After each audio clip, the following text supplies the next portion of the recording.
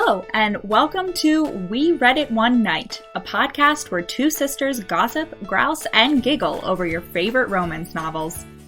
In today's episode, we discuss The Hating Game by Sally Thorne and debate what makes a real enemies to lovers book, the correlation between height differences in romantic relationships and back problems, and we generously give you our best ideas for your next Smurf-based fanfiction.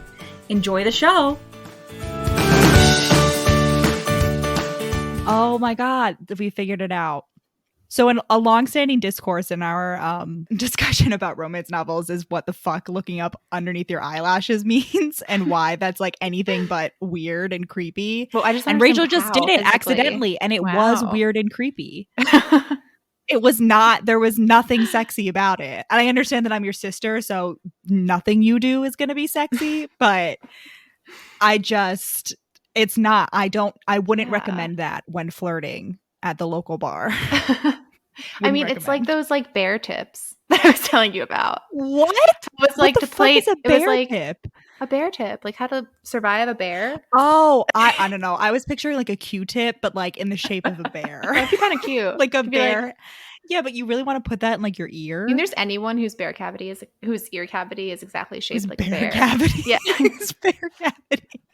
That's where the little bears, that's where they live. That's where they go for the winter. That's their cave. They go in your little bear cavity. Little guys, yeah. So it's actually the opposite of Fat Bear Week. But it's like Fat Bear Week. You want to be a fat bear because that prepares you for hibernation or whatever. But it's the opposite. But the little bears, they can't get fat because then they won't fit in the ear cavity. It's actually prized to be as little as possible because then you can burrow as deep into the ear as possible. And that's what earwax is. When you have those gross earwax extraction videos, it's actually like fur from like the previous bear. But so for grizzlies, when you play dead, it was like you have to get into a fetal position and also get on your stomach. And I just don't. That's like impossible. Maybe like one day, years from now, hopefully not in the face of an actual grizzly, but hopefully maybe we'll figure out how it's possible to do those two things simultaneously. Just like looking up from underneath your eyelashes.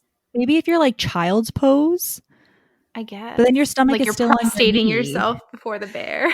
Yeah, you're showing the bears where your bear allegiance worship. flies. Yeah, the bear is actually. Yeah, that's the advice. It's actually like from a bunch of bear worship worshippers, and they're trying to get like as many people as possible to worship the bear god. I mean, it checks out. Yeah. Anyway, people, grizzly bears, you play dead. Black bears, you fight back because they want to eat you. Unless you're in a tent and it's a grizzly, in that case they definitely want to eat you, so you should definitely fight back. What is the correct bear fighting technique? Like where should you aim for? You know, with sharks you aim for the nose. I don't like is there a bear weakness?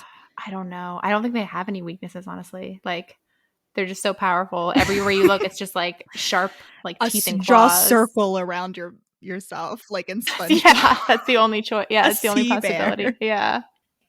So, The Hating Game, take 7. This is a great book. It is, I would say, classic enemies to lovers. Like, for sure. I mean, hate is in the title. Yeah, for sure. And I mean, I guess Joshua doesn't actually hate her. We find out, but she definitely hates him. Like, it's definitely not just like pining. It's enemies to lovers with secret pining. Yeah, exactly. It's not like enemies to lovers where it's like, oh, they just like kind of get off on the wrong foot and then they're immediately like each other. No, this is like long-standing. And I like this better because so when it's enemies to lovers, I feel like they need to like be true enemies. Like they need to fully be trying to like kill each other and or get like the other person thrown in jail or something. Like both of them actively need to be doing that. And I feel like so many times enemies aren't doing this. And I'm like, are you really enemies or are you just like in a spat? Yeah. You know, like, can you really call them your enemy? Yeah. It's like in Harry Potter when Harry calls Draco, he's like his mortal enemy, Draco Malfoy. And I'm like, Voldemort exists. So basically, Josh is Lucy's Draco Malfoy, enemy to lover, at least in fanfiction world. Yeah. I mean, they are trying like, you know, at least loosely. They report each other HR, all right? They're like at least somewhat they would both like it if the other person was no longer in possession of employment. we should give a rundown of the situation. So it's a rom-com. I would say this is the resurgence of like the modern rom-com. It came out in 2016, and it's like the favorite on TikTok. It's like it started, I think, the modern like rom-com illustrated cover phase or whatever.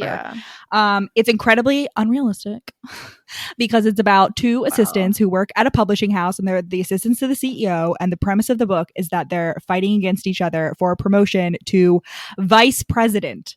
The executive assistants, okay, they're not even like editorial assistants or marketing assistants. Like the executives, they're administrative assistants to the CEOs, and everyone in the company, including the CEO, seems to be accepting it as fact that the only possible candidates for the VP job that is being created for the COO job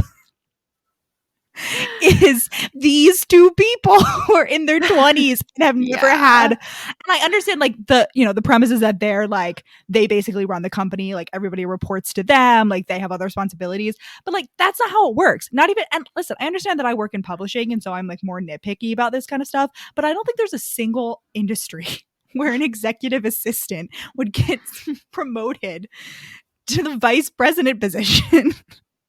Well, isn't she Australian? Who knows what it's like down there? But it takes place in like Texas. It takes place in the United States. No, it takes place in an ambiguous U.S. city. It's true. But what I'm it's in saying the United is like, States. It's not what in I'm Australia. saying is, I mean, I doubt that's the case in Australia.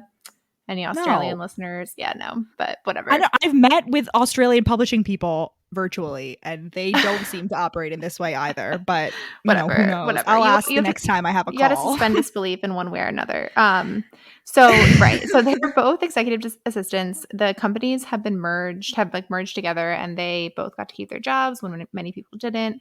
I like this one line from the beginning. She's like, I can't remember what the context is. I think it's like for their competition for who's going to be the vice president. But she's like, it was like being pushed into the Coliseum's arena only to find out I wasn't alone. But isn't that the point of the Coliseum? That you're like fighting someone? It's supposed to be like I'm pretty sure it's usually multiple people. Yeah, isn't it like at least one other like gladiator or lion or like something like what? Not like a singing competition. You're just like there by yourself and like you just got to do a little dance for Caesar, and like that determines whether you get a thumbs up or a thumbs down. Anyway, so they don't like each other. They're rivals, and they're like what is it? It's like a reflection of the companies themselves. So the company is Bexley and Gammon, which I only remember because I wrote it down. I would not have remembered that otherwise. I think, what is it? The Bexleys are like the tight asses, and the Gammons are like the fun guys, or maybe vice versa. Anyway, Lucy's the fun team, and Josh is the loser boy team. Uptight, the uptight, stick up his ass team. And they hate each other allegedly from the first day. And I thought, so we get the title very early, right? The hating game. And I thought this was just something that she said in her head. But this is things that they called their interactions, like the staring game, the hating game, the mirror game. And I'm like, you guys are grown-ass adults? And you're like, I thought this was just a funny, like comedic thing that she did in her internal monologue. But it's recognized. Real things they say out loud. Yeah, this all started because he didn't smile at her on the first day. Everyone basically hates Josh and the company because he got a bunch of people fired, but also like saved the company basically. Like it was either a lot of people lose their jobs or the company disappears. Everyone likes Lucy. She kind of gets like walked all over on by a lot of people. So that's kind of like part of her character growth. She goes from like, I don't know, basically getting taken advantage of. But we'll get to that. Loser. She doesn't have a backbone. But she's also passive aggressive. But I can understand. So like it may seem a little bit like, okay, he didn't smile at her, right? And you're like, okay, well, you guys are gonna be working together. Clearly there's no reason for this level of animosity. But as someone who has anxiety, let me tell you, someone doesn't smile at me the first time I see them, and I will spend like the next 10 years assuming that they hate me and like have a voodoo doll. And Lucy like also apparently doesn't have any friends, which seems very out of character for her like people pleasing, like very outgoing, allegedly personality. She had like one friend and like was making some new friends at her old company, but then that friend lost her job and like was a total dick and like blamed Lucy. So I guess that's like an explanation, but it's been like several years So it's anyway, also implied that they never leave. They're both on like the top floor of the building, and that like they both like never leave it. So and like work she doesn't like all really. the time. It's not like she has like a cubicle mate It's true. to like be friends with. Although But like even as outside someone of who's been work- working from home for the past year and a half, Teams, Jabber, Slack, many ways to just have a little chat. and outside with of some work, friends. but I guess they're just working all the time. I mean, I like it. I'm also not a fan of books when they have like a bazillion and one characters and like they have like Yeah. 3 best friend characters who like just basically take away from the times that the hero and the heroine could be spending together. I'm like, most of the time I'm like, I do not care about this girl talk moment. Like, No, for sure, but it just seems inconsistent with her character. Like, I don't know. It doesn't matter though. It doesn't actually like come into play that much, but whatever. she's like Josh allegedly also- someone who needs to be liked and like needs to like have But she people doesn't have around any her. friends. Right. And But- she's strawberry royalty. That's important. Oh yeah, so she comes from a strawberry farm. Josh found strawberry out about that royalty, Rachel. and likes to call her strawberry shortcake because she is, believe it or not, short. And we had told this never let so you many times. My favorite was in the beginning before we were really getting hit over the head with it. Was something like, when I met Josh, he scanned me from my head to my toes. It didn't take long because I'm only 5 feet. And it's like, okay, that was a good way to introduce that, but also we get it. And I don't need it. Maybe you can reference it like twice more and then leave it alone. But she doesn't. Every single time they interact, she's like, Josh towered over me. He's a fucking giant and I am a child. Well, she frequently compares herself to a child in terms of size. And I'm like, up newspaper. the rolled up newspaper. Like, I'm yeah. It's regularly getting picked up like small and anime. Yeah, we get it. Yeah. And then she complains about how as a kid she was like always getting like, it seems like all good things. She was like, yeah, I was always the one who got pulled in the wagon or pushed on the swing. And I'm like, bitch, like I wanted that. So basically what I'm hearing is you were popular and got attention. She had small girl privilege. Exactly. Yeah. Anyway. Lucy, so Rachel and I are 2 tall girls. Rachel's like taller than me. And like, let me tell you, there's no such thing as tall girl privilege. The American model industry may have convinced you that there is tall girl privilege, but let me tell you, in literally every situation. Not when you're the tallest person in your entire school. Yeah. Which like that was teachers. me in the 6th grade. I got a frowny face. Remember that I got a frowny face in the 4th in kindergarten because we had a substitute teacher because my kindergarten teacher fell off a ladder and broke her back. It was very sad. She slipped on ice walking to the dentist's office. No, she fell off a ladder putting up Christmas lights. Anyway, she was great. She's fine now. She was a great teacher, but we had a long-term substitute and the substitute was very small and I was 5 years old and I went up to her and I was like, my sister is taller than you. And she was like, oh, how old is your sister? And I was like, 2nd grade. And then I got a frowny face on my calendar. I got a frowny face stamp for being like not good that day. And I was like, I'm 6 years old. How the hell am I supposed to know this is an incredibly rude thing to say? Because that also wasn't explained to me like why that's rude. I was just like, oh, that's cool. Like my 7-year-old sister is taller than this adult. Like, what an For the record, fact. Kids, it's usually good to just not comment on anything about someone else that they can't change in like 30 seconds. Like, good rule of thumb. Yeah. But yeah, anyway, Lucy, I mean, okay, it's everything. Everything's subjective. This could have bothered her. Like, I'm not going to say like it couldn't have been a hard undermine her experience. Yeah. I just have little sympathy having had the opposite experience, but I recognize that. Yeah. Anyway, but speaking of commenting on things that you can change, Josh has a shirt routine. Joshua wears like 10 shirts in like colors that get progressively darker. So he wears black on payday. So black. That's how apparently she's incapable of remembering that it's payday, except when Josh wears his shirt. And yeah, he wears a shirt and it's a thing. And one of the shirts is this color blue. That's also the color of her eyes. But she, for some reason, does not notice this until the very end of the book. Because Joshua is secretly in love with her and he likes the color of her eyes a lot. Again. Anyway, move on. Josh and Lucy file HR complaints on each other. Yeah, and I don't know how they both There's even like explicit, like the head of HR, she's like, Lucy's like, oh yeah, I'm pretty sure we're her full-time job. And she like literally is like visibly upset when she sees them talking. When the head of HR is like visibly upset when she sees them talking to each other, as if like this will be another headache for her. And I'm like, yeah, they're literally girl. just pouring coffee, and the head of HR comes in, and she's like, "Oh my God, there goes I'm gonna get Tuesday. 10 more complaints." Yeah, like I just don't understand how you would like keep your job at that point. Like, I don't know. It's because they practically run the company, and that's how they're gonna be COOs at 28. Yeah. So, yeah. Anyway, they hate each other. They're constantly filing HR complaints on each other. And then we come to the aforementioned competition about who's going to be the next VP. Well, they meet their. We got to talk about their bosses. Oh yeah. So there's also like a potential side romance there, except it's like ruined by the sexual harassment of the man boss. Yeah, but oh man, I would have loved that side romance. I know. It would have been so great. So it's like Elaine, this like super chic Helene, actually, not Elaine. Because I was confused by the audiobook. Because Josh's mom is named Elaine. Like, and we were like, why are there two characters named But it's Helene. So Helene is like this super chic French lady. She's Lucy's boss. And then we have Mr. Bexley, who's super not chic. Basically this like middle-aged man who's super pervy and likes to stare at Lucy's chest every time he talks to her. Lucy calls him Fat Little Dick, which I don't like. I'm like, his name's Richard.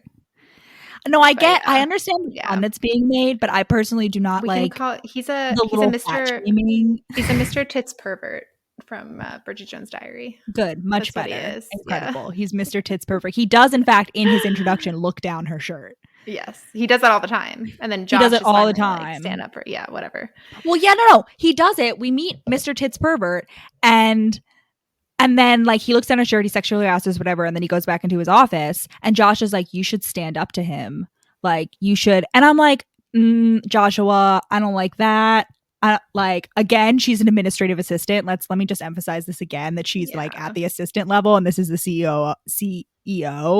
And like Josh, he likes you. Like, why don't you tell him stop? Yeah, like I get that. I get that. Why don't you use your privilege, Joshua? I get that. They're trying to make it as like yet one thing that she like lets herself get walked over on, and then eventually like stands up for herself on. But yeah, I agree. This is like not the thing. But in that same scene, we have a really good example of that, where she like their coworker, whatever the fuck her name is, they have an annoying coworker, TM, calls her and is like, "I'm gonna be late on my deadline. Can I have an extension?" And she's like, "Yeah, sure." And Josh, was like, "You should stand up to her," or whatever. So like we already have a good example of that. There's no reason for Mr. Tits pervert to run in there and stare down her shirt, and for Joshua to victim blame her. Josh, where's your feminist card? So we've described Lucy physically. Josh is, as we've already said, much taller than Lucy, which I don't think is saying much considering how, if you've forgotten, short she is. But she basically describes him as like a Superman comic book type like character. So like old school, like Clark Kent, I guess. Very handsome. Also has blue eyes, I think. Black hair, I'm guessing. I don't know. I cannot remember his physical description at all, and I'm basically just picturing the guy that's on the IMDb page for his character. I'm picturing the guy that they cast. Old-fashioned Superman, whatever that looks like. Handsome old-fashioned man. Okay, so handsome old-fashioned man. Now I'm just picturing like now I'm picturing the guy from Up. I'm picturing the grandpa from Up. young old-fashioned man. You want to talk about like an age gap romance? Carl from Up moves on from Ellie with Lucy from The Hating Game. No, look Someone up. write the fan fiction. I bet Carl knows where the clitoris is. Oh my god. Jury's still out on Josh, but Carl definitely knows where the clit is. 100%. Old-fashioned Superman. The second picture with a little hair swirl. That's what I'm picturing. Anyway, so we come to. Did you look up old-fashioned Superman just now? Yes. You could have just said Clark Kent and everybody would know exactly what you were talking about. No, but I'm specifically talking about like the old-fashioned illustrated version. Oh. That's how she describes him, from like an old-fashioned comic book. It is, right? But it's like it gives you a good image. Okay, so we come to like their first test of Carl. who's gonna get this new job. Lucy has the idea to have a team building exercise, which Josh promptly steals.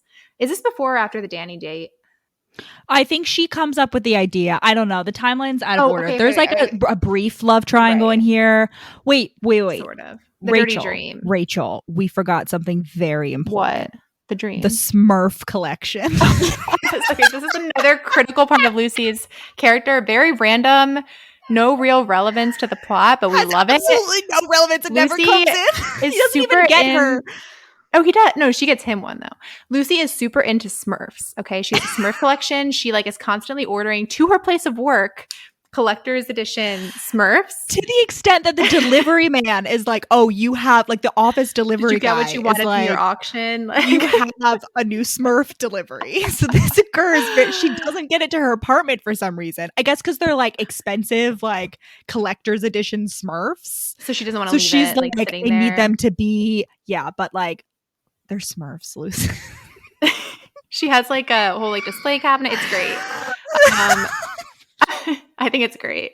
So yeah, she's really into Smurfs. So weird. Yeah. I'm sorry, I don't mean to like make fun of if you enjoy Smurfs. Like they're very sweet. I understand like why you would want to collect her dad, them. Like got but her it's one just like such a random. Like there's no explanation for it. She's just like, I like to collect Smurfs. I feel like it makes her into like a more rounded character. Like yeah, I guess, but it's not even like well, I'm short. You could have brought in the short thing again. Like I'm short, and so I relate to the Smurfs. Like it was my nickname in school. Like I got really into that. No, she's just like I like them. No, because her dad used to bring them back for her when he went traveling. But why? Or something. But why did he do this? Is this an Australian thing? Is this a common thing that Australian dads do? Again, Australian listeners, we have a lot of cultural questions for you.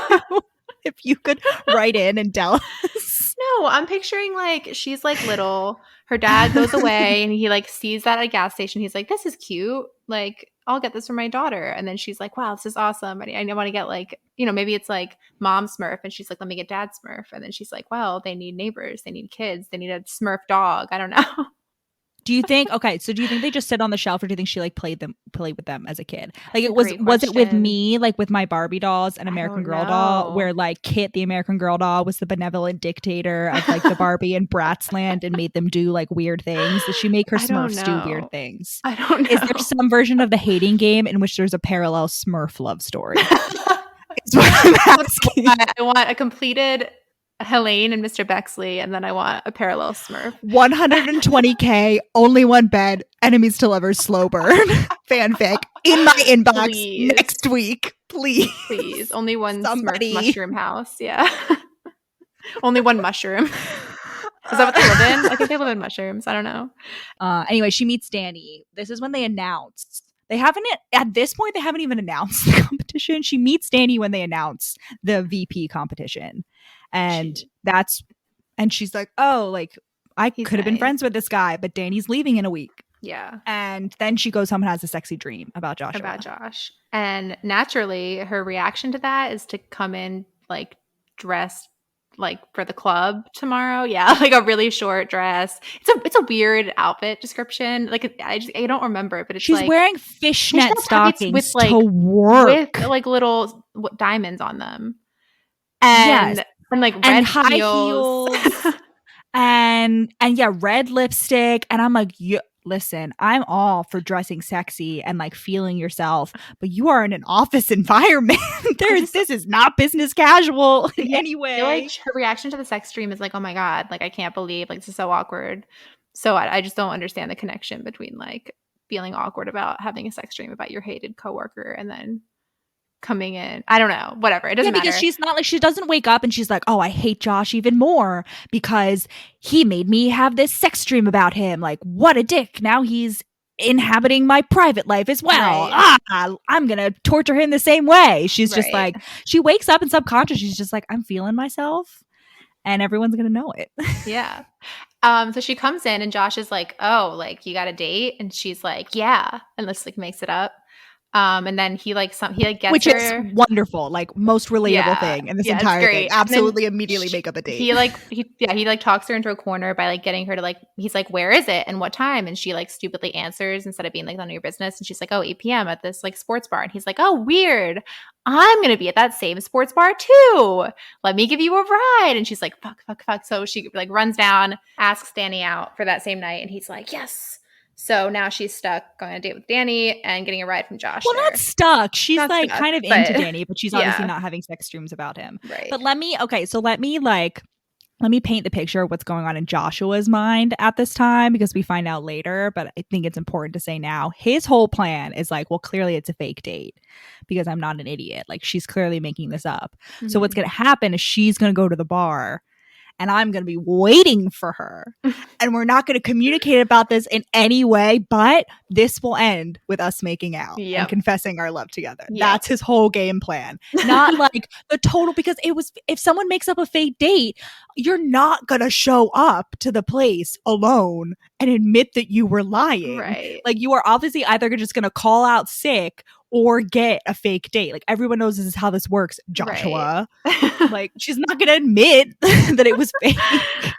Yeah. So they head out 5 p.m. and they're in the elevator. He makes out with her. He decides to push the emergency stop and make out with her, which works in the hating game specifically and in Grey's Anatomy, and that's the only time that ever works in any context ever. So yeah, they make out. She's like, oh my god. First she thinks he's gonna kill her. Like, she thinks she has a kink.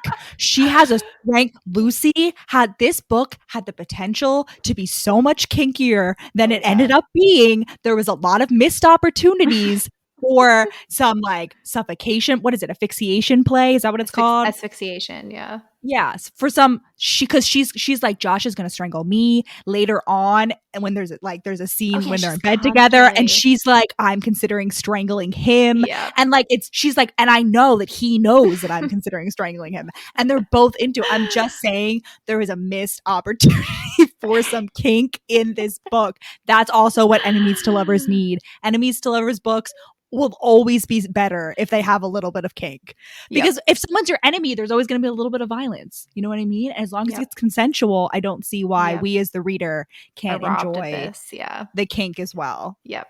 Oh, she also fantasizes about killing him. Her password is die, Josh, die. Or like some version of that, which I want to point out would never fly in a corporate setting. They don't let you make your password something nice like that. Where are the capital letters? Where are the numbers? Again, maybe it's Australia. Where are the exclamation points? The hackers are less vicious in Australia. Maybe. They don't care about Australians. They're like, the only thing in this person's email is like, I saw another giant spider give birth on my floor today. Help. Like, that's all the company emails you're getting from Australia. I don't know. Company snack cupboard is out of company's snack cupboard. The kangaroos have raided the snack cupboard again. Please restock. No, I'm blanking. What is the salty shit that they also have in the UK? I don't know. You were the one that studied in Australia, Rachel. What's the thing they have in the UK? The like gross salty spread. Marmite. Yeah. Disgusting. Any Vegemite. Oh yeah, Vegemite. The snack cupboard's out of Vegemite. Please restock it. Yeah. All right. So they make out in the elevator. They get into a fight on the way to the bar. And because she's like, I'm going on a date with Danny, and he is like shocked that she is not gonna like cop to lying. I can't remember. I can't remember how he insults her, but she's like really upset. And so she goes on the date, and then she like is so upset. He calls her into the bathroom. Yeah. And she's like, why do you have to make me feel like shit like every day, and then also ruin my date with this guy? And he's like shocked or something. But he feels bad. But at some point in this, he says, we'll never ever. She's like, why can't we just be friends? And he's like, we'll never be friends. Classic. And I'm like, okay, Edward Cullen, like, simmer down there, boy. Yeah. And she's sad, but he feels bad about it, but like he also doesn't change. He still continues to be like kind of an asshole to her after making her cry. Like, I feel like when you make someone cry, I feel like that's the narrative beat in the story. Like, it needs to come later because you need to like. He sends her flowers. Yes, but she doesn't know about it. She gets flowers the next day that say, "You're always beautiful." Oh, because that's what she's like. You make me feel like not. I don't know how the word beautiful comes in, but that's how he ends up apologizing. And she thinks they're from Danny. She gives Danny the false credit. And she thanks Danny. Like, asshole Danny. She texts him. She's like, thanks for the flowers. And Danny takes credit for it. Danny's like, yeah, totally. No. She doesn't say thanks for the flowers. She says it in some ambiguous way that Danny could have thought it was about like the date or something, or like some other gift. I can't remember what, but like I remember thinking like, okay, like Danny was probably like confused, but he was like, okay, like you're welcome. He would be like, who else is sending you flowers? I feel like if that were the case. Okay. I don't know. I'm ready to think Danny is a snake who is taking credit for things. Like, the first time I read this, I was like, kind of, I was like, I like this Danny subplot where it's just like a guy who's like nice. There's nothing really wrong with him, but he's just like not the hero. Right. And like they kind of end on good terms. But like there is some, Danny's not great. He's not the worst. When he was introduced, I was like, I like Danny. There has to be something wrong with him because he's clearly not the love interest. Like, what's wrong with Danny? Anyway. Then we have Rachel, the best scene. You're not just going to skip over the best scene in the entire book. What is that? The weapons removal scene. Oh, fuck. I don't remember what context that happens. They agree to like a truce or something. Like they're like, we're not gonna like report each other to HR while we're both preparing for this job interview or whatever. They agree to like some sort of truce, and then neither of them. I would like to emphasize, obviously, because this is an office, neither of them has any weapons on their person. But there's like and it's Australia, so guns don't exist. It's not Australia though. Guns don't exist. Okay. As we all know, guns weren't invented in Australia. No, I actually wait. Sorry, sidebar. Can I literally feel like they're not even on people's radar. Like I read the most newest whatever Leanne Moriarty book, and at one point they're like talking about going to like the apartment of an abusive boyfriend, and the internal monologue of the mom is like they're like, oh, what if he has a knife? They're like, should we bring knives? Like, like the word gun is like not even control. Like, yeah.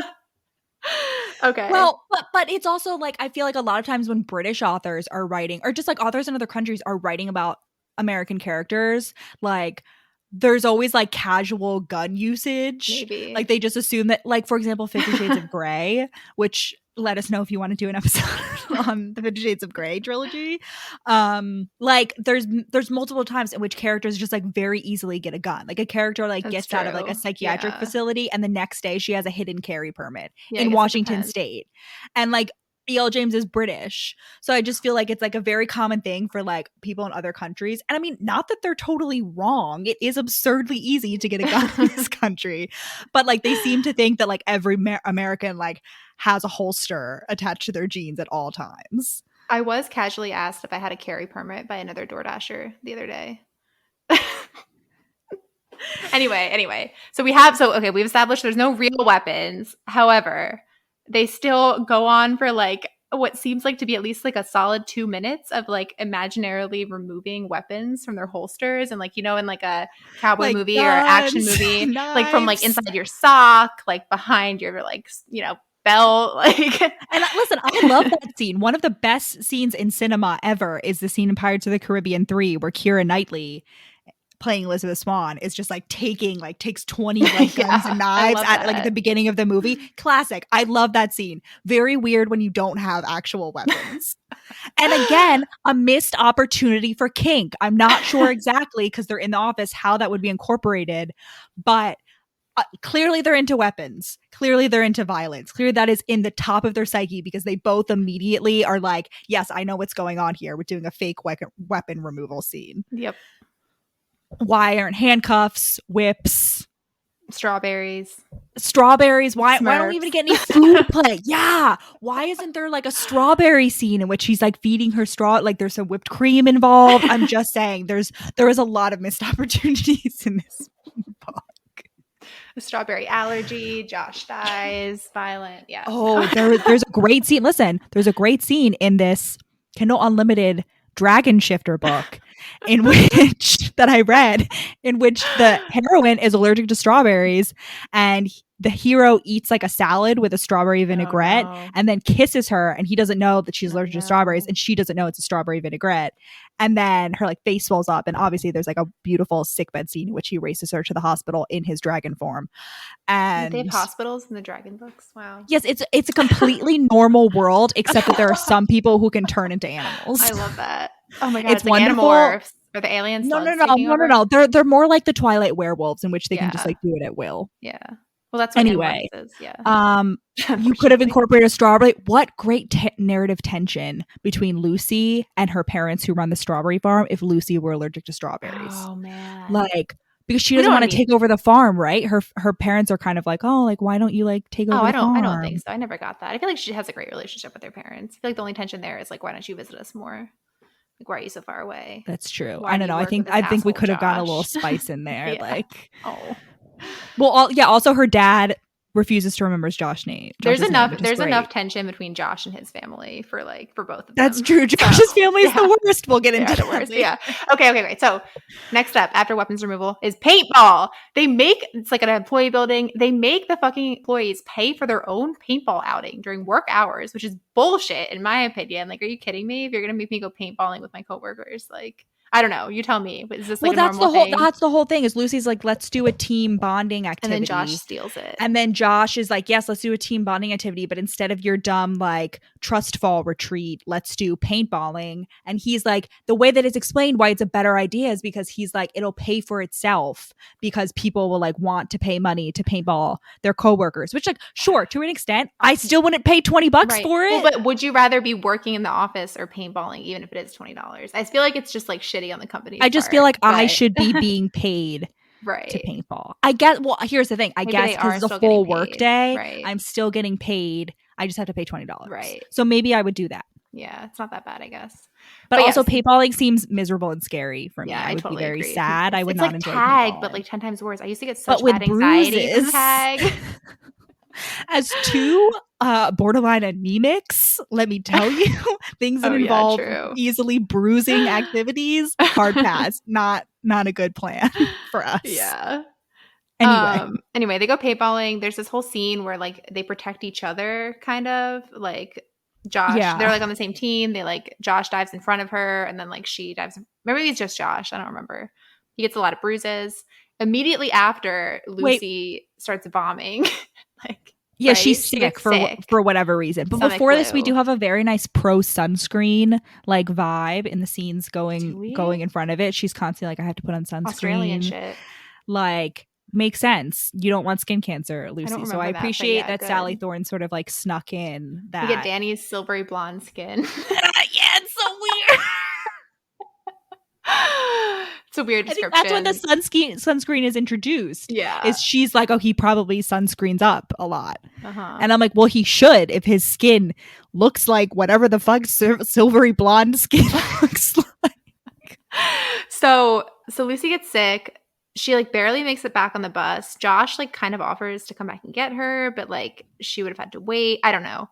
And this is like our first Josh-Danny tussle where Danny's like, oh, I'll help you, and Josh but he's like weird about it. He seems to like want to like hang out with her in like a romantic way. Like Danny, like this is the first time where I was like, oh, Danny, like I don't know, just the vibe of like Danny wanting to take her home is that like he would want to like do something that it's not just like let me take you home and like make you soup and tuck you into bed, which is what Josh wants to do. Yeah, and what he does. Yeah, so Josh does exactly that, takes her home, takes care of her.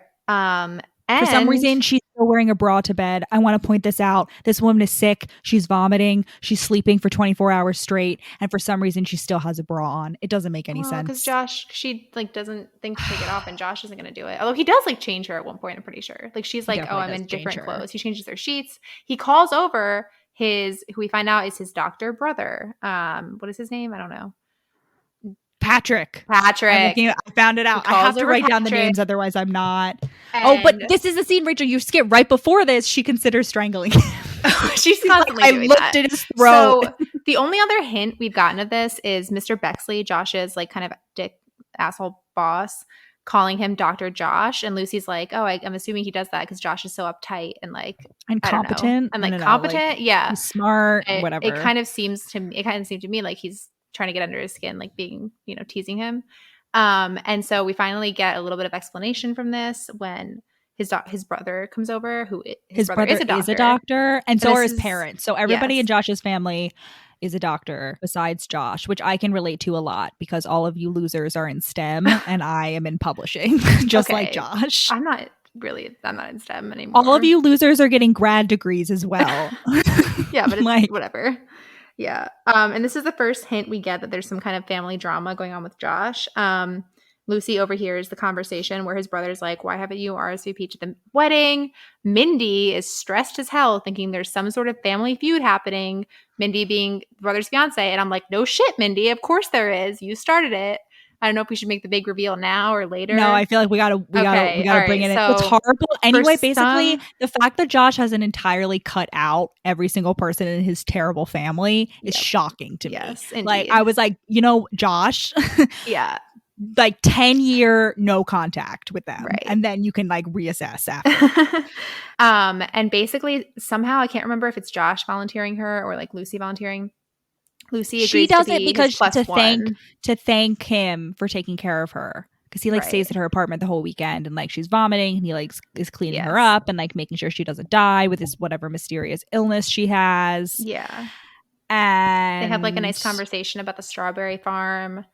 Sidebar. Well, she's like, people would always give me shit about the strawberry farm. And I'm like, I cannot imagine anyone doing that. Like, I can only, if I knew someone who had a strawberry farm, my only goal would be to get free strawberries from this person. Like, that would be my, or like a delicious strawberry smoothie that she said she had like every day for breakfast. Yeah, like, this would be amazing. Anyway, they're talking about Danny. She's going to go on a second date with Danny. Danny asks her out for a second date. And Josh is obviously pissed about it. And she's like, I want a nice guy. And Josh is like, I'm not a nice guy. Like, he's like, this is internal monologue. He's like, I'm a mean guy. And I'm like, you're no internal monologue. You're not. Yeah. He doesn't have an internal. It's all from Lucy's perspective. Yeah. But I'm like, Josh, you're not like a fucking mafia prince. Like, you're not like a Don. You're just a jerk to her. Like, you're not. It's not that you're not a nice guy. You're just mean. No, he goes to the gym twice a day, Rachel. Oh, that's how he can pick her up like a rolled up newspaper.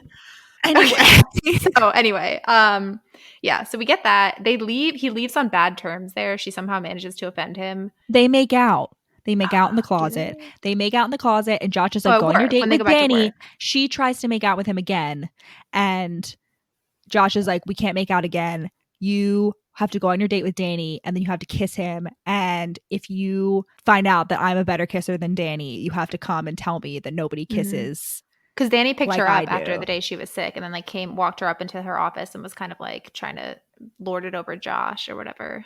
Yeah. Yeah. I got her shitty daisies instead of like the expensive roses flowers, that Josh got and she brings Josh strawberries from the mini mart as a thank you. Not a Smurf? Oh no, she gets him a Smurf later. Okay. So second date with Danny does not go great. They kiss and she's like, not great, not into it. Yeah. So the kiss is not great with Danny. They end as friends, although she's like, she says it first and she's like, oh, I don't know. It kind of seemed like he's mad at me because he didn't get to be the one to end it. So that's like another strike against Danny.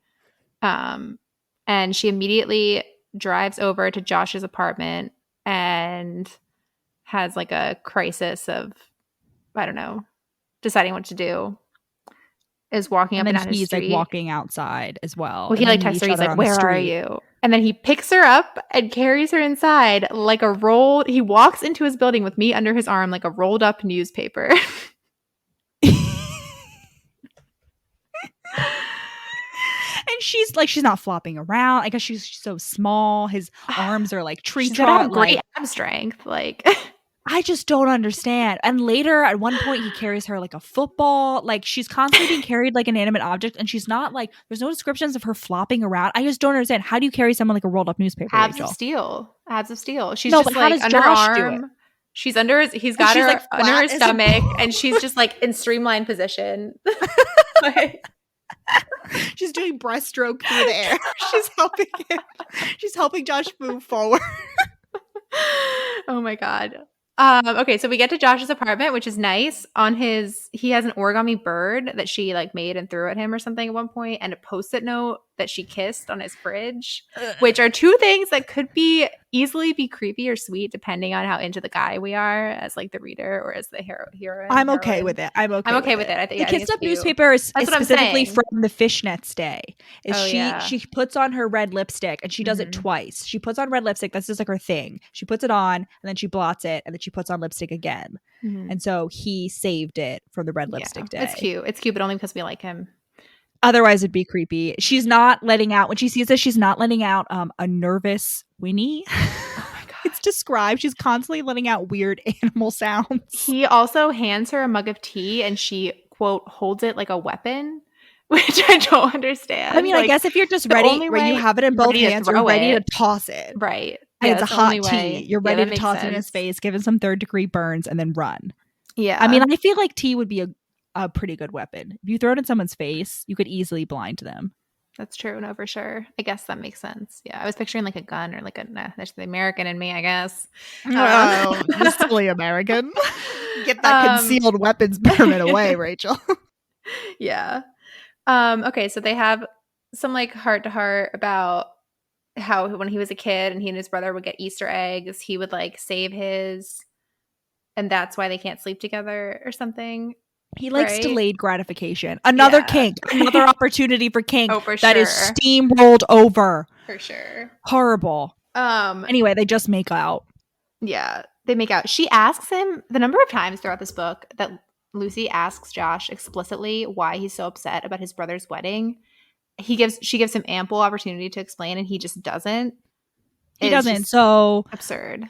When they get to the wedding, she just gets. Is there anything in between that's like important? She does her practice for her presentation. Yeah. She's going to do like an ebook program. Yeah. Oh, it's whatever. They've been preparing for their presentation this whole time. But you know what? Like, I work in corporate. There's nothing sexy about the corporate world. Okay. There's nothing sexy about PowerPoints. I'm sorry. I love a good PowerPoint. We don't need to talk about it. Yeah. It's not fun. It's not romantic. She goes to Josh's house one more time. She stands up to aggressive coworker Julie TM. Or whatever. I don't think it's Julie. It's something. It's Julie. Actually, I'm looking. Is it Julie? I finally reached the point in my notes where I wrote that down. She stands up to her and she develops a backbone. She goes over to Josh's one more time after this night. When she like they have this whole thing where like she considered asking Danny to hang out or something and go to the movies. And he like asks her, like, tell me honestly, did you consider calling Danny? And she's like, yeah, like maybe to go to a movie. I couldn't do that with you. And he's like, we could go to a movie if you wanted. Yeah.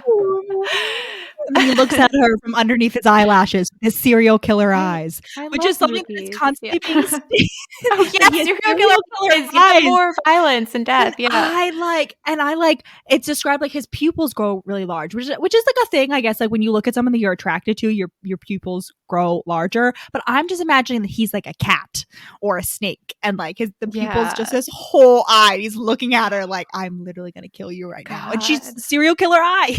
Yeah. More kink opportunities. They could have role played. There could have been some great role playing in this book. Oh my god. Okay. Anyway, so wedding, the big. No, he says no. There are two things. He his boss comes out and he's like, we're gonna need to run over your routine because Mr. Bexley overheard her practicing with Elaine. He's like, oh shit, she has a good presentation.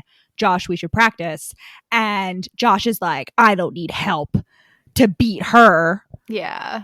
And he is like saying it, I guess, to like get dickhead boss off of their backs. But Lucy's like, oh my god, he actually hates me, even though we made out yesterday on his couch and he's kept the paper crane that I made him. Like, he must actually hate me. He must be serious. And he's explicitly tells her afterward, he's like, I wasn't serious.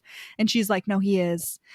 We can't be friends. He was right when he said we could never be friends. Like, this is horrible. And she's still super mad at him. Yeah. But then the boss also, they get in a fight. Him and Josh. There's like a blowout fight. Oh, yeah. And HR shows up.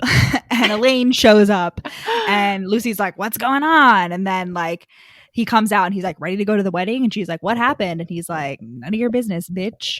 And they go to the wedding. And once again, Josh doesn't tell her shit. Yep. We get like several things like, quote, several relatives greeted him in tones of surprise. So like even the distant relatives recognize how shitty his brother is. And then she's like, I noticed some speculative glances at Josh. And why, Rachel, why are they also shocked that Josh is at Patrick the asshole's wedding? Mindy, the girl who was thinking there was some sort of family feud going on, is Josh's ex-girlfriend. And this isn't like, oh, they dated for a month. They dated for like a year. For 2 years. They were together for a not insignificant amount of time. And then they broke up. And she immediately got with Patrick. There's definitely, and it's implied that there was severe emotional cheating. Like, she and Patrick grew close towards the end of her relationship with Josh. Yeah. And this is just the final, I feel like, the final coup de whatever, like top of the dung heap of like shit that his family has done, because his whole life his dad has been like a total dick to him because he only wanted one kid. Josh is like the second kid. Josh is an accident. And yeah, everyone in the family is a doctor. Josh drops out of medical school. But even before clear. that, We were talking about, we can't figure out the timeline. We don't know whether Josh switched his major or whether he dropped out of medical school. Yeah, he was on the med track and then he had to deal with like a corpse, and he didn't like it. His dad was like a total asshole and like didn't even come to his college graduation, which was pre-med. He definitely finished they threw a party and the dad didn't come to the party. Right. And the mom threw a party. And the mom doesn't do anything about it. Both the mom and Patrick are like, the mom whose name is Elaine, very confusing, terrible. Writers, don't do that. Don't name characters' names that like sound exactly the same. The mom and Patrick both don't do anything. They're just like, oh, the dad, don't be mean to Josh. And I'm like, no. If your husband/father is being like explicitly emotionally and verbally abusive to one of your children/brother, 50% and of you don't explicitly be like, you cut that shit out or our relationship is finished. Like the fact that the mom is like, if you don't stop abusing my child, we're gonna get a divorce. Like you're complicit. Yeah. You're complicit. You are also abusive. Like you suck as well. Yeah. Yeah. No, he also like refused to pay for his college, but paid for Patrick's. Like the mom. No, there was like so many things. Yeah. The mom had to pay for Josh's college because the dad refused. And so basically the whole family is horrible. Patrick also cheated on, like got Josh's girlfriend to cheat on him emotionally, and is now marrying her. And now is not acting all offended at why Josh wouldn't want to come to the wedding. And the mom too. And they're like, why, Josh? Why are you so like anti that? But then Josh later on is like, oh yeah, it's not actually because of Mindy. Like they're actually great together. Like I'm actually really happy. Like I just don't want to see my dad. And I'm like, no, Josh, you should be pissed about Mindy. Like it's one thing if they dated for a year and then like they dated in college and 10 years later, Mindy and the brother meet. Oh, for sure. That's one thing. But like, no, there was some cheating involved. Mindy's a piece of shit. Patrick a piece of shit. The dad's a piece of shit. I don't even remember his name because he's such a piece of shit. Yeah. He's just dickhead McTartar pants. Yeah. I hate him. Mom sucks and is complicit in abuse. Everyone horrible. Cut that shit out. Am I the asshole? Yes, you are the asshole. Josh's family. Like you're the asshole. Put it on fucking Reddit. We all know what the verdict is going to be. Yeah. So Lucy doesn't know about any of this during the wedding, can I just say. Josh doesn't tell her. She finds out because she overhears some shit in the bathroom, right? No. Mindy comes up to her. Tells her, and she's like, oh, I'm so glad that Josh is like happy with you. And she's like, what? And she's like, yeah, because Josh and I dated. Yeah. And Lucy's like, are you fucking kidding me? Are you fucking kidding me? And me too. I'm listening to this, and I'm like, are you fucking kidding me? Mindy, die in a hole. Patrick, die in a hole.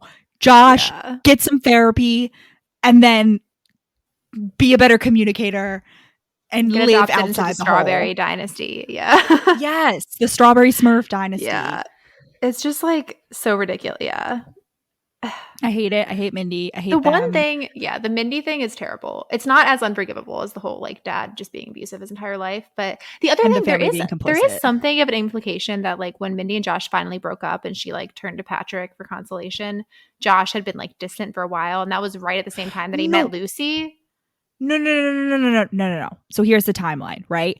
The companies are merging. Josh is super busy at work because he is working to save as many jobs as possible. But he also just met Lucy. He's a good corporate man. No. He hasn't met Lucy yet. He meets Lucy like a week before him and Mindy break up, but they've been having problems for a while. So they're distant because Josh is working so much. Mindy, while they're still dating, is turning to Patrick to try to get some like info on why Josh is being so distant.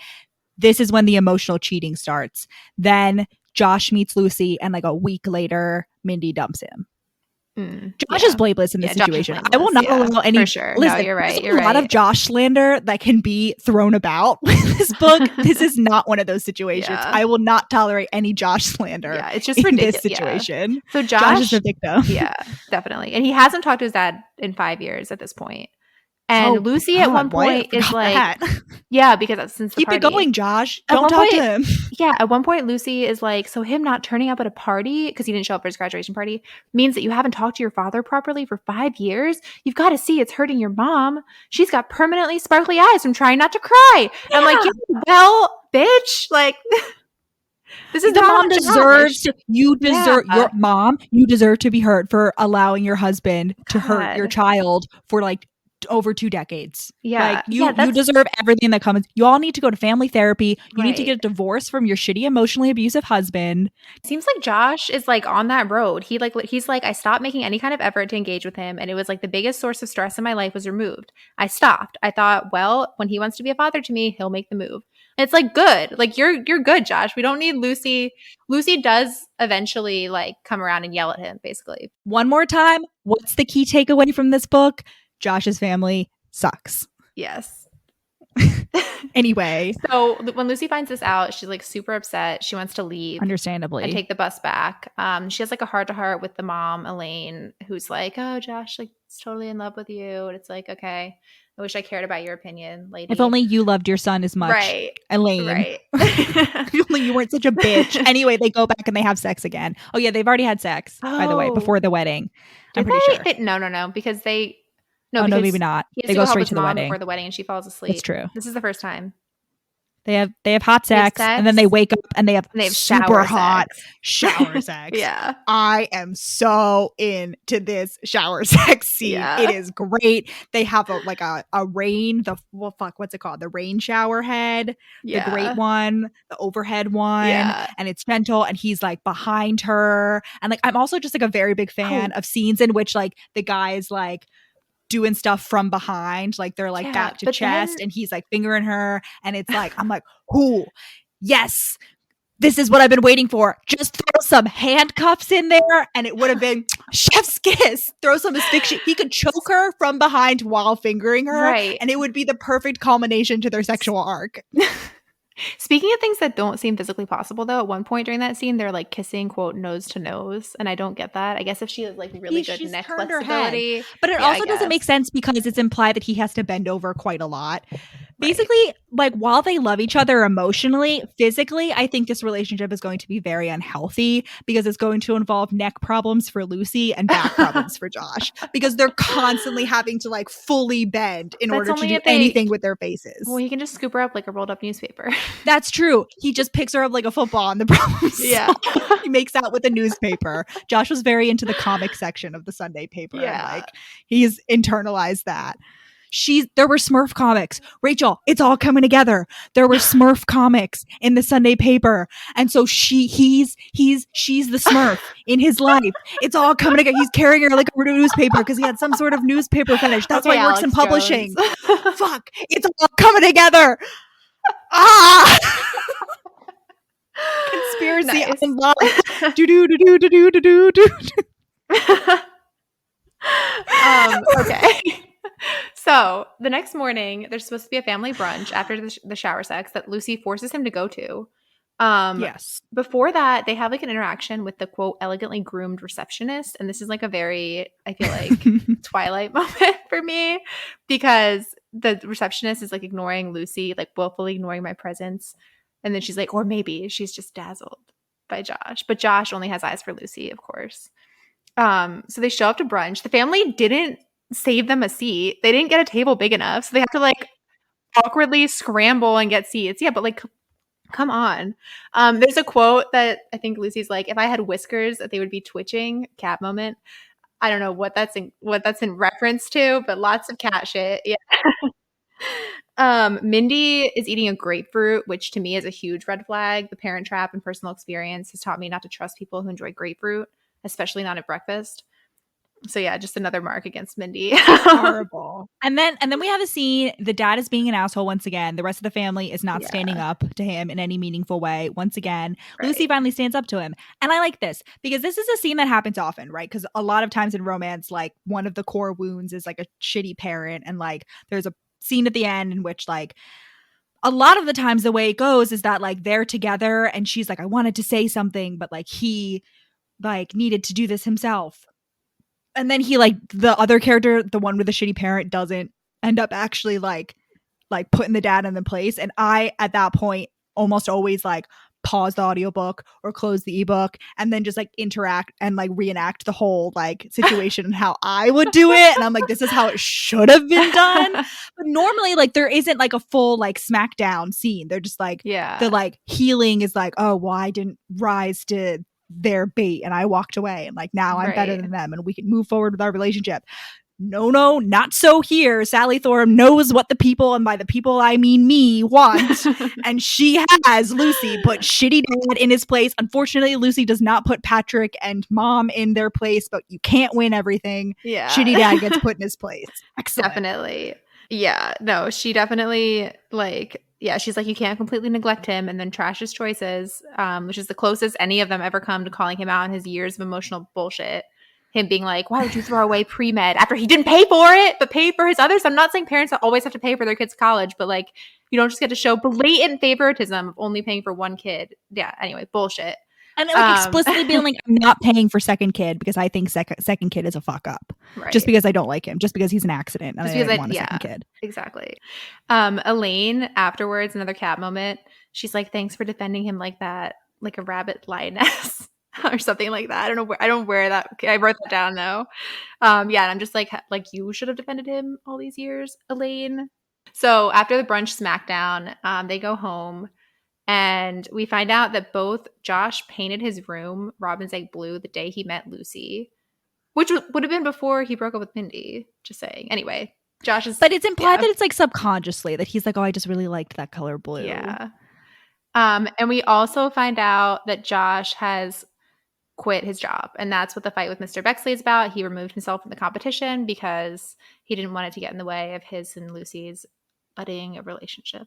Well, also because Lucy has always wanted to work in publishing. Like that's something we find out at the beginning. Yeah. She loves publishing. She loves this industry. Whereas Josh is like, I mean, I like it because I'm good at it, but like it's not my passion. So he's like, why should I take away potentially this career opportunity from Lucy? He has already gotten another job at another struggling publishing company that he's going to help like get. He likes like saving companies so that they can continue to be in competition with each other. And you don't find out who gets the fucking job. You don't find out who gets the fucking job in this book. And I understand that Josh has quit, and the implication is like, well, of course, like Lucy's the best candidate, but they're interviewing other people. They're interviewing people outside the company. There's like, it's specifically stated that they're outside candidates. Yeah. And we don't even get like in an epilogue, like 5 years later, I meet Josh for dinner. No, this isn't in the book, Rachel. This isn't the book that you read. It's like a bonus scene at the end of the next book, but it's not in this book. We never find out. And I'm like, the whole Sally, look, listen to me. Sally, look me in the eyes and tell me that not once did you consider that would be pertinent information for me to know. Like, I should know that Lucy gets the job. Will she be able to keep affording her Smurfs? Anyway, Rachel, we talked about cats a lot. Oh, yeah. So, Rachel, scale. What's the cat scale? Quite high on the cat scale. Despite Josh's somewhat puppy-like qualities, I would say overall, this book very much tends toward the feline side. Out of 10. Serial killer eye. Would you give this out of 10? Out of 10. Okay, because there aren't any literal cats in the book, I do have to knock some points out. You know what I mean? I'm going to say like 8. I was going to say 8 too. Yep. 8. It's pretty high. Pretty high. Just everything about it. I can't even explain it. Well done. Yes. Well done. Indeed. That's the lesson of the day. Yes. All right. So they have upcoming on the horizon. They have a trip to the strawberry fields. Strawberry fields forever. Which is where it's like Josh's dream vacation, apparently. Like ever since he's been stalking the Strawberry Field website for years. Like ever since they met, he's been on the Strawberry Fields website. And in the special epilogue at the end of Sally Thorne's second book, they are engaged. That's pretty much, I think, the only information. They're engaged and she got the job. Oh, that's when we find out that she got the job. He comes to like visit her at work or something. They go out to lunch. She's got big old rock. I understand fundamentally that we can safely assume that she gets the job, but I want to be told. I want to be spoon-fed. I don't want to have to think in any way for a rom-com. I want it to be. I want it to be shits and I want it to be sex and giggles the whole time. That's what I want out of my rom-com, and more kink and telling me whether you get the job. That's what I want out of this book. A trip to the strawberry farm, but still delicious, still good. I really enjoyed it. Indeed, I did. Very good book. I enjoyed it a lot too. Good job, Sally. Well 10 done. 10. Proud of you. Good book, mate. Mate. Yeah. Mate. Great job, mate. Great job. Go fire up the Barbie and as celebration. Yeah. Snag a snag. Good for you. I apologize. I apologize, Australians. Fire up the Barbie. Don't turn into a mermaid at the full moon. Oh my god. Wait. Oh yes. H2O. Yes. H2O just had water. Cleo. Cleo. Oh no, I got wet. Cleo.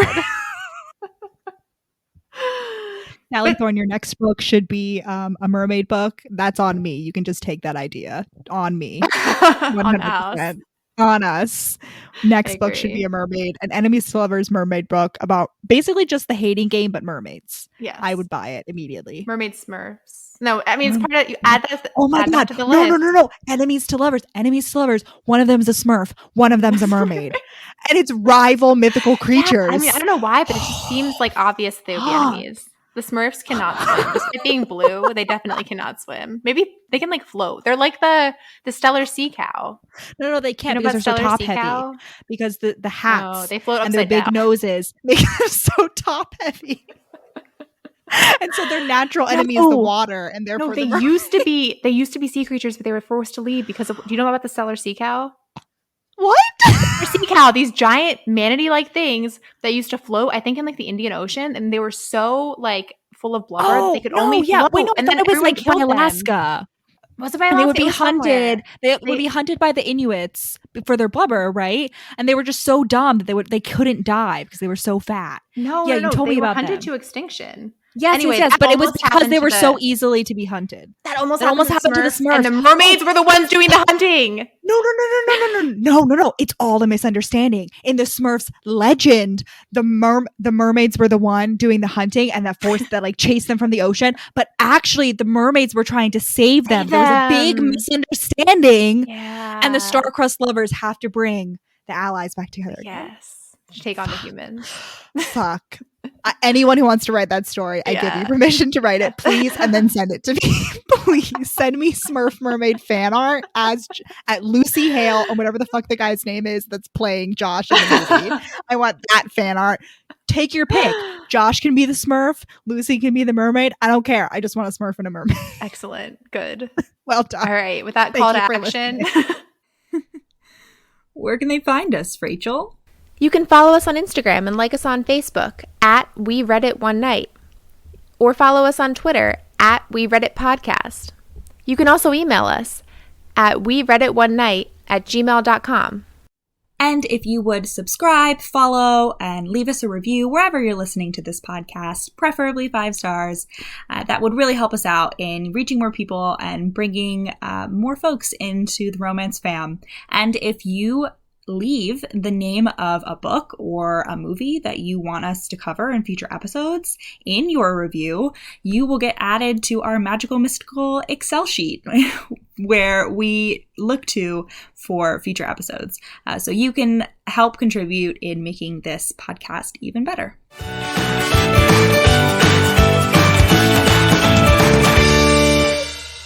Godspeed. Bye. Bye.